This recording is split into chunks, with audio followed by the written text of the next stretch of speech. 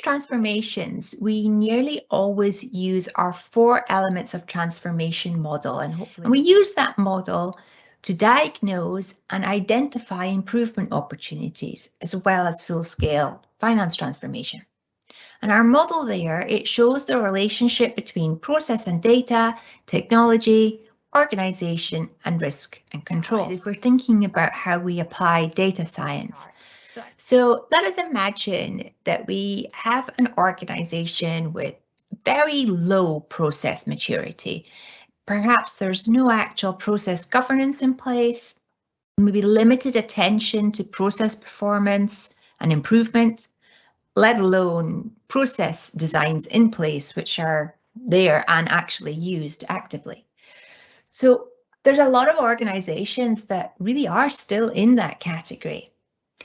What can they do to usefully leverage data science? Or should those organizations maybe first focus on implementing the basics?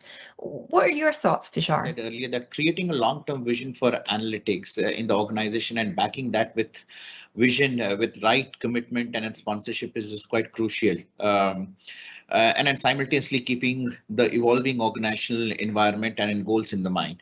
In addition, sustained investment in technology, resources, and training needed to ensure that we have got right level of enthusiasm and then buy-in for analytics organization to be created and then sustained. Is that yes, if you have got well-defined processes, it certainly complements the data analytics deployment. However, if the processes or if the process maturity is lower, the change management effort will certainly be higher. Now, this is because people may not be used to process thinking, and in my opinion, data analytics is a part of process thinking. Right. However, now that does not mean that organizations are going sequentially to streamline their processes and then they deploy data analytics. Most organizations, in fact, still uses analytics in a very decentralized form.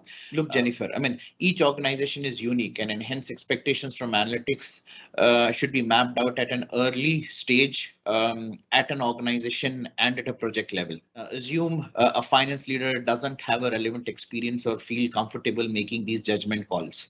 In that case, it can be a great idea to bring in some external consultants such as maybe you or me who have the right experience and an expertise and then plan the whole investment and deployments accordingly. So let's get very practical now, right? I mean, it's critical to start small, stay focused and then deliver quickly on these initiatives.